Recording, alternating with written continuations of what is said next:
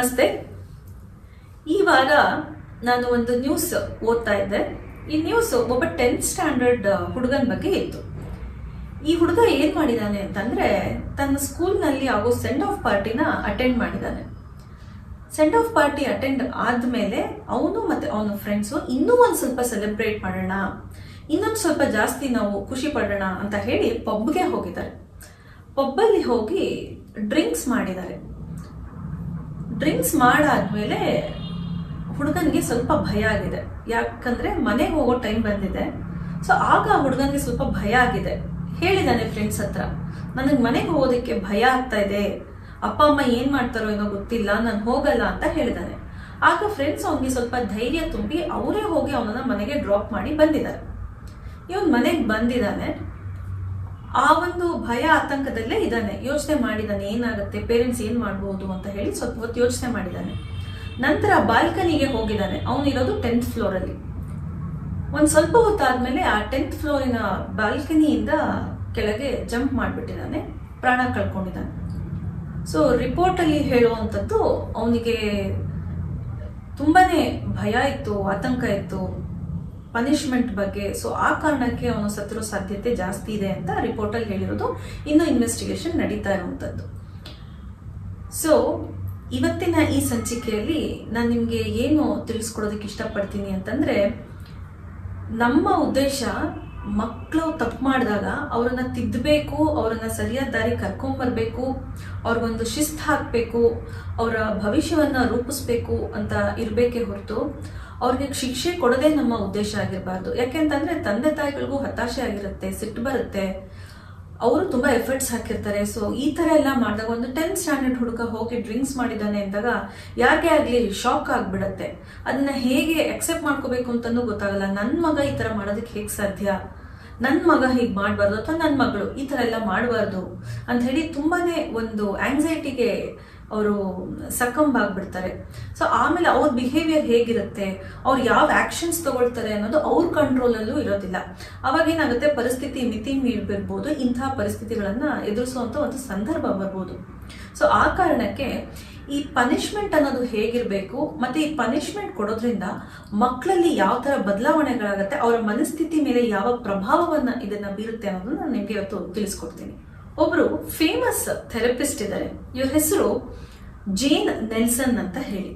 ಇವರು positive discipline ಅನ್ನೋ ಒಂದು ಬುಕ್ ಅನ್ನ ಬರೆದರೆ ತುಂಬಾ ಫೇಮಸ್ ಆಗಿದೆ. ಇದು ಯಾವ್ದ್ರ ಬಗ್ಗೆ ಇದೆ ಅಂತಂದ್ರೆ, ಮಕ್ಕಳನ್ನ ಪಾಸಿಟಿವ್ ಆಗಿ ಹೇಗೆ ಡಿಸಿಪ್ಲಿನ್ ಮಾಡೋದು, ಮಕ್ಳಿಗೆ ಹೇಗೆ ಶಿಸ್ತನ್ನ ಕಲಿಸ್ಬೇಕು, ಈ ಶಿಸ್ತನ್ನ ಕಲಿಸೋದ್ರಿಂದ ಮಕ್ಳು ಹೇಗೆ ಸುಧಾರಿಸ್ಕೊಳ್ತಾರೆ, ಮತ್ತೆ ಅವರು ತಪ್ಪು ಮಾಡಿದಾಗ ಅವ್ರಿಗೆ ಶಿಕ್ಷೆ ಕೊಟ್ಟಾಗ ಈ ಶಿಕ್ಷೆ ಅನ್ನೋದು ಮಕ್ಕಳ ಮನಸ್ಸಿನ ಮೇಲೆ ಯಾವ ರೀತಿಯ ಪ್ರಭಾವವನ್ನ ಉಂಟು ಮಾಡುತ್ತೆ, ಮತ್ತೆ ಅವ್ರು ಸುಧಾರಿಸ್ಕೊಳ್ಳೋ ಬದಲು ಇನ್ನೂ ಕೆಡ್ತಾರೆ ಅನ್ನೋದನ್ನ ಇವರು ಈ ಬುಕ್ಕಲ್ಲಿ ವಿವರಿಸಿರುವಂಥದ್ದು.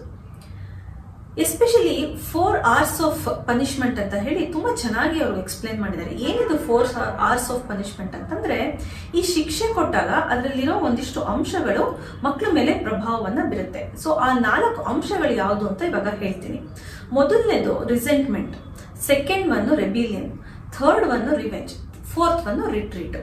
ಸೊ ಈ ರಿಸೆಂಟ್ಮೆಂಟ್ ಫಸ್ಟ್ ಒಂದು, ಹಾಗಂದ್ರೆ ಏನು ಅಂತಂದ್ರೆ ಅಸಮಾಧಾನ. ಸೊ ಮಕ್ಕಳಿಗೆ ಶಿಕ್ಷೆ ಕೊಟ್ಟಾಗ, ತಪ್ಪು ಮಾಡಿದ್ದಾಗ ಶಿಕ್ಷೆ ಕೊಡ್ತೀವಲ್ಲ, ಸೊ ಆ ಶಿಕ್ಷೆ ಕೊಟ್ಟಾಗ ಅವ್ರಿಗೆ ಏನ್ ಅನ್ಸುತ್ತೆ ಅಂತಂದ್ರೆ, ಈ ಶಿಕ್ಷೆ ಕೊಟ್ಟೋರ್ ಮೇಲೆ ಅವ್ರಿಗೆ ಫಸ್ಟ್ ಕೋಪ ಬರುತ್ತೆ, ಫ್ರಸ್ಟ್ರೇಟ್ ಆಗ್ತಾರೆ, ಒಂಥರ ಹೆಲ್ಪ್ಲೆಸ್ನೆಸ್ ಬರುತ್ತೆ. ಇದಾದ ನಂತರ ಆ ಶಿಕ್ಷೆ ಕೊಡೋರ್ ಮೇಲೆ ಅವರು ಹೇಟ್ರೆಡ್ ಅನ್ನ ಬೆಳೆಸ್ಕೊಳ್ತಾರೆ, ಅವ್ರನ್ನ ದ್ವೇಷಿಸೋದಕ್ಕೆ ಸ್ಟಾರ್ಟ್ ಮಾಡ್ತಾರೆ. As a result they become rebellion in nature. So ಈ second one rebellion. So rebellion attitude ಅನ್ನ ಬೆಳೆಸ್ಕೊಡ್ತಾರೆ. ಇನ್ ಥರ್ಡ್ ಒನ್ ಏನಂತಂದ್ರೆ ರಿವೆಂಜ್. ಸೊ ಇವ್ರು ನನಗೆ ಶಿಕ್ಷೆ ಕೊಡ್ತಾ ಇದಾರೆ, ಸೊ ಇವ್ರ ಮೇಲೆ ನಾನು ರಿವೆಂಜ್ ತಗೋಬೇಕು ಅನ್ನೋ ಒಂದು ನಿರ್ಧಾರಕ್ಕೆ ಬರ್ತಾರೆ. ಸೊ ಈ ರಿವೆಂಜ್ ಅಲ್ಲಿ ತಮಗೆ ತೊಂದರೆ ಮಾಡ್ಕೋಬಹುದು, ಇಲ್ಲ ಆ ಶಿಕ್ಷೆ ಕೊಡೋರ್ಗು ಇವ್ರು ತೊಂದರೆ ಮಾಡ್ಬೋದು. ಇನ್ನು ಫೋರ್ತ್ ಒನ್ ಏನಪ್ಪಾ ಅಂತಂದ್ರೆ ರಿಟ್ರೀಟ್. ಸೊ ಈ ರಿಟ್ರೀಟ್ ಅಲ್ಲಿ ಏನಂತಾರೆ, ಇವ್ರು ನಾನು ತಪ್ಪು ಮಾಡಿದಾಗ ಶಿಕ್ಷೆ ಕೊಡ್ತಾರೆ, ಸೊ ಇವರಿಂದ ನಾನು ಹೆಂಗ್ ತಪ್ಪಿಸ್ಕೋಬೇಕು ಅಂತಂದ್ರೆ ಇದನ್ನ ಇವರಿಂದ ಮುಚ್ಚಿಡ್ಬೇಕು. ಹೇಗ್ ಮುಚ್ಚಿಡ್ಬೇಕು ಅಂತಂದ್ರೆ ಸುಳ್ಳು ಹೇಳೋದು, ಮತ್ತೆ ಬೇರೆ ಯಾವ್ದಾದ್ರು ಟೆಕ್ನಿಕ್ಸ್ ನ ಯೂಸ್ ಮಾಡಿ ಇವ್ರಿಗೆ ಗೊತ್ತಾಗ್ದಂಗೆ ನಾವು ನೋಡ್ಕೋಬೇಕು ಅನ್ನೋ ಒಂದು ಕನ್ಕ್ಲೂಷನ್ಗೆ ಬರುವಂತದ್ದು.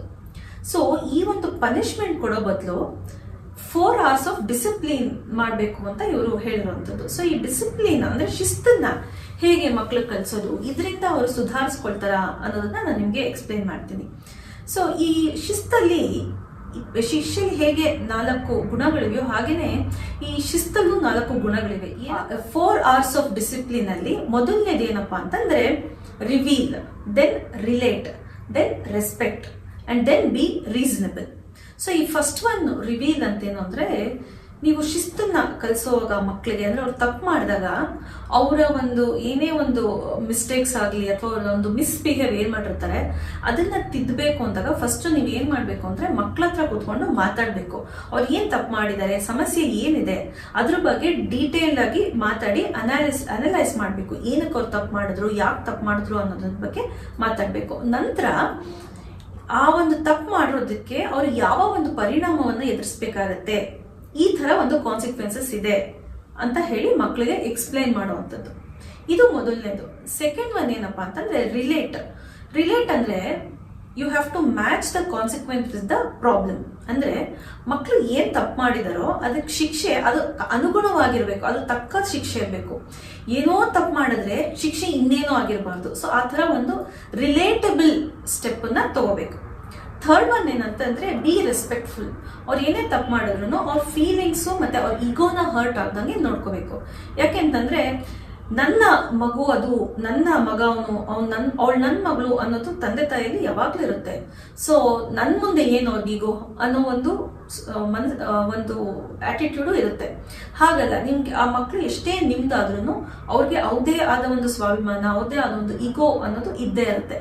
ಸೊ ಅದಕ್ಕೆ ಹರ್ಟ್ ಆಗ್ದಂಗೆ ಮತ್ತೆ ಅವರ ಭಾವನೆಗಳಿಗೆ ಒಂದು ಡಿಸ್ರೆಸ್ಪೆಕ್ಟ್ ತೋರಿಸಿದ ಹಾಗೆ ಆ ಒಂದು ರೆಸ್ಪೆಕ್ಟ್ ಕೊಟ್ಟು ನೀವು ಅವ್ರಿಗೆ ಶಿಸ್ತನ್ನ ಕಲಿಸುವಂಥದ್ದು. ಇನ್ನು 4ನೇದು ಏನಪ್ಪಾ ಅಂತಂದ್ರೆ ಬಿ ರೀಸನಬಲ್. ಸೊ ನೀವೇನೇ ಒಂದು ಡಿಸಿಪ್ಲಿನ್ ಕಲಿಸ್ತಾ ಇದ್ದೀರಾ, ಆ ಪರಿಣಾಮ ಏನಿರುತ್ತೆ ಅವ್ರು ತಪ್ಪು ಮಾಡೋದಿಕ್ಕೆ, ಆ ಪರಿಣಾಮ ಅನ್ನೋದು ಸುಮ್ಮನೆ ಹೇಗೋ ಒಂದು ವೇಗಾಗಿ ಇರಬಾರ್ದು. ಅದು ಕರೆಕ್ಟಾಗಿ ಆ ಮಕ್ಕಳನ್ನ ತಿದ್ದೋ ಹಾಗೆ ಒಂದು ಸ್ಟ್ರಾಟಜಿ, ಒಂದು ಪ್ಲಾನ್ ಮಾಡಿಕೊಂಡು ಆ ಪರಿಣಾಮನ ಅವರು ಮಕ್ಕಳು ಎದುರಿಸೋ ಹಾಗೆ ಇರಬೇಕು. ಸೊ ಫೈನಲಿ ಔಟ್ಪುಟ್ ಏನಿರ್ಬೇಕು ಅಂತಂದ್ರೆ ಮಕ್ಕಳು ಅವ್ರ ತಪ್ಪನ್ನ ತಿದ್ದುಕೊಂಡು ಸರಿಯಾದ ದಾರಿಗೆ ಬರಬೇಕು. ಸೊ ಈ ಒಂದು ಶಿಸ್ತನ್ನ ಮಕ್ಕಳು ಕಲಿಸ್ಬೇಕು ಅಂತ ಹೇಳಿ ಇವರು ಜೇನ್ ನೆಲ್ಸನ್ ಅನ್ನೋರು ಈ ಬುಕ್ಕಲ್ಲಿ ತುಂಬಾ ಚೆನ್ನಾಗಿ ಎಕ್ಸ್ಪ್ಲೇನ್ ಮಾಡ್ತಿರೋವಂಥದ್ದು. ಸೊ ನೀವು ಏನ್ ಮಾಡ್ಬೇಕು, ಇದನ್ನ ಇನ್ನೂ ಒಂದು ಎಕ್ಸಾಂಪಲ್ ಮೂಲಕ ಹೇಳ್ತೀನಿ. ಇವಾಗ ನಿಮ್ಮ ಮಗು ತುಂಬಾ ಟಿವಿನ ನೋಡಿದೆ. ಆ ಟಿವಿ ನೋಡೋದ್ರಿಂದ ಅದಕ್ಕೆ ಏನ್ ಹೋಮ್ವರ್ಕ್ ಮಾಡ್ಬೇಕಿತ್ತೋ ಅಥವಾ ಏನೋ ಎಕ್ಸಾಮ್ ಇದೆ ಓದ್ಕೋಬೇಕಾಗಿತ್ತೋ ಏನೂ ಮಾಡಿಲ್ಲ. ಇದು ನಿಮಗೆ ಗೊತ್ತಾದಾಗ ಏನಾಗುತ್ತೆ, ನಿಮ್ಗೆ ತುಂಬಾ ಸಿಟ್ಟು ಬರುತ್ತೆ. ಸಿಟ್ಟು ಬಂದು ನೀವೇನ್ ಮಾಡ್ತೀರಾ, ಮಗುನ ಒಂದ್ ಸ್ವಲ್ಪ ಬೈತೀರಾ, ಜೊತೆಗೆ ರಿಮೋಟ್ ಅನ್ನ ಬಚ್ಚಿಟ್ಬಿಡ್ತೀರಾ. ಇಲ್ಲ ಅಂತಂದ್ರೆ ನೀವು ಊಟ ಕೊಡೋದಿಲ್ಲ, ನೀನ್ ಹಂಗೆ ಮಲ್ಕೊ ಅಂತ ಹೇಳೋದು ಅಥವಾ ಮನೆ ಬಿಟ್ಟು ಆಚೆ ಕಳಿಸೋದು, ಇದನ್ನ ಒಂದ್ ಸ್ವಲ್ಪ ಜನ ಮಾಡ್ತಾರೆ. ಸೊ ಇಲ್ಲಿ ನಾವೇನ್ ಅರ್ಥ ಮಾಡ್ಕೋಬೇಕು ಅಂತಂದ್ರೆ ಮಗು ಮಾಡಿರೋ ತಪ್ಪೇನು, ಸಮಸ್ಯೆ ಏನು, ಕುತ್ಕೊಂಡು ಟಿವಿ ನೋಡಿರೋದು, ಓದ್ದೇನೆ, ಹೋಮ್ವರ್ಕ್ ಮಾಡ್ತೇನೆ. ಆದ್ರೆ ಕೊಡ್ತಿರೋ ಶಿಕ್ಷೆ ಏನು, ಊಟ ಕೊಡ್ದಿರೋದು, ರಿಮೋಟ್ ಮುಚ್ಚಿಟ್ಬಿಟ್ಟಿರೋದು ಅಥವಾ ಮನೆಯಿಂದ ಹೊರಗೆ ಹಾಕೋದು, ಇಲ್ಲ ಹೊಡೆಯೋದು, ಬೈಯೋದು. ಇದರಿಂದ ಮಕ್ಕಳು ತಿದ್ದುಕೊಳ್ತಾರ ಅಂತ ಯೋಚನೆ ಮಾಡಿ. ಯಾಕಂತಂದ್ರೆ ಈ ತರ ಮಾಡೋದ್ರಿಂದ ಮಕ್ಳಿಗೆ ಏನಾಗುತ್ತೆ, ಹರ್ಟ್ ಆಗುತ್ತೆ. ನಾನು ಟಿವಿ ನೋಡೋದಕ್ಕೆ ನನಗೆ ಊಟನೇ ಕೊಡೋದಿಲ್ವಾ, ನಾನೊಂಚೂರು ಟಿವಿ ನೋಡೋದಕ್ಕೆ ನನ್ನ ಮನೆಯಿಂದ ಹೊರಗೆ ಹಾಕ್ತಾರ, ನನ್ಗೆ ಈ ತರ ಹೊಡಿತಾರ, ನನ್ಗೇನೋ ಒಂದ್ ಸ್ವಲ್ಪ ಇಷ್ಟ ಆಯ್ತು ಟಿವಿ ನೋಡಿದೆ ಅದಕ್ಕೆ ಈ ತರ ಎಲ್ಲ ಮಾಡ್ತಾರ ಅನ್ನೋ ಒಂದು ಯೋಚನೆಗಳು ಅವ್ರಿಗೆ ಬಂದು ಏನ್ ಮಾಡ್ತಾರೆ, ಅಸಮಾಧಾನಕ್ಕೆ ಅವರು ತುತ್ತಾಗ್ತಾರೆ. ಸೊ ನಿಮ್ಮ ಮೇಲೆ ಒಂದು ಆ ದ್ವೇಷ ಆಗ್ಲಿ ಮತ್ತೆ ಸಿಟ್ಟಾಗ್ಲಿ ಮಾಡ್ಕೊಳ್ಳೋ ಒಂದು ಸಾಧ್ಯತೆ ಇರುತ್ತೆ. ಸೊ ಇದ್ರ ಬದಲು ಮಗುಗೆ ನೀವು ಹೇಳ್ಬೋದು, ನೋಡು ಇಷ್ಟ ತನಕ ನೀನ್ ಟಿವಿ ನೋಡಿದೆ, ನಾನು ಇಷ್ಟೊಂದು ನೋಡ್ಬೇಡ ಅಂತ ಹೇಳಿದ್ದು ನೋಡಿದ್ಯಾ ನೀನು, ಸೊ ನೀನ್ ಹೋಮ್ವರ್ಕು ಮಾಡೋಕ್ಕಾಗ್ಲಿಲ್ಲ, ಓದಕ್ಕಾಗ್ಲಿಲ್ಲ. ಸೊ ನಾಳೆಯಿಂದ ಏನಾಗುತ್ತೆ ಅಂತಂದ್ರೆ ನೀನು ಫಸ್ಟ್ ಹೋಮ್ವರ್ಕ್ ಮಾಡ್ಬೇಕು, ಓದ್ಬೇಕು, ನಂತರ ನಾನು ನಿನ್ಗೆ ಟಿವಿ ಕೊಡ್ತೀನಿ ಅಂತ ಈ ತರ ಹೇಳಿದಾಗ ಮಕ್ಳಿಗೆ ಅರ್ಥ ಆಗುತ್ತೆ, ಓಕೆ ನಾನು ತಪ್ಪು ಮಾಡಿದ್ದೀನಿ, ಅಮ್ಮ ಅಥವಾ ಅಪ್ಪ ನನಗೆ ಕರೆಕ್ಟ್ ಆಗಿರೋ ಒಂದು ಪನಿಷ್ಮೆಂಟ್ ಕೊಡ್ತಾ ಇದ್ದಾರೆ, ನನ್ನನ್ನು ಶಿಸ್ತು ಕಲಿಸ್ತಾ ಇದ್ದಾರೆ. ಸೊ ನಾಳೆಯಿಂದ ನಾನು ಹೋಮ್ವರ್ಕ್ ಮಾಡಿ ಓದಿ ಆಮೇಲೆ ಟಿವಿ ನೋಡೋಣ ಅನ್ನೋ ಒಂದು ಕನ್ಕ್ಲೂಷನ್ಗೆ ಬರುವಂತ ಸಾಧ್ಯತೆ ಇರುತ್ತೆ. ಸೊ ಇದು ಮಾಡೋದ್ರ ಜೊತೆಗೆ ಮಕ್ಕಳು ಫೀಲಿಂಗ್ಸ್ ಏನಿದೆ, ಅವ್ರಿಗೆ ಏನ್ ಅನ್ಸುತ್ತೆ ಅನ್ನೋದ್ರ ಕಡೆ ಗಮನ ಇಟ್ಟು ನೀವು ಒಂದು ಪ್ಲಾನ್ ಮಾಡಿಕೊಂಡು ಅವ್ರಿಗೆ ಶಿಸ್ತನ್ನ ಕಲಿಸುವಂಥದ್ದು. ಈ ತರ ಮಾಡೋದ್ರಿಂದ ಮಕ್ಕಳಿಗೆ ಈ ಫಿಯರ್ ಆಫ್ ಪನಿಷ್ಮೆಂಟ್ ಅಂದ್ರೆ ಅಪ್ಪ ಅಮ್ಮ ನನ್ಗೆ ಏನ್ ಶಿಕ್ಷೆ ಕೊಟ್ಬಿಡ್ತಾರೋ ಅನ್ನೋ ಒಂದು ಭಯ ಮತ್ತೆ ಆತಂಕಕ್ಕೆ ಅವರು ಒಳಗಾಗೋದಿಲ್ಲ. ಅಕಸ್ಮಾತ್ ಒಳಗಾಗಿ ಈ ತರ ಎಕ್ಸ್ಟ್ರೀಮ್ ಸ್ಟೆಪ್ಸ್ ತಗೊಳ್ಳೋದನ್ನು ನಾವು ತಪ್ಪಿಸ್ಬೋದು. ಯಾಕಂದ್ರೆ ಮಕ್ಕಳಿಗೆ ಪ್ರಾಣ ಅಪಾಯ ಆದ್ರೆ ಫಸ್ಟ್ ಅದರಿಂದ ದುಃಖ ಆಗೋದು ತಂದೆ ತಾಯಿಗಳಿಗೆ ಅಲ್ವಾ. ಆ ಲಾಸ್ ಅನ್ನ ಯಾರು ರಿಪ್ಲೇಸ್ ಮಾಡೋಕ್ಕಾಗಲ್ಲ, ಅವ್ರಿಗೆ ಅದನ್ನ ಯಾರು ಫುಲ್ಫಿಲ್ ಮಾಡ್ಕೊಳಕ್ಕಾಗೋದಿಲ್ಲ. So it's a loss for ever. So ಆ ಕಾರಣಕ್ಕೆ ಮಕ್ಳು ಏನಾದ್ರು ತಪ್ಪು ಮಾಡಿದ್ರೆ ನಿಮಗೆ ಹರ್ಟ್ ಆಗೋದು ನಿಜ, ನಿಮಗೂ ಡಿಸಪಾಯಿಂಟ್ಮೆಂಟ್ ತುಂಬಾನೇ ಆಗುತ್ತೆ.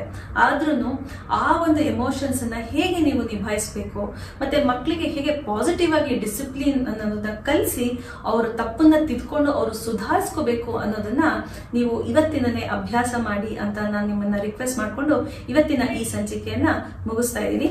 ಧನ್ಯವಾದಗಳು.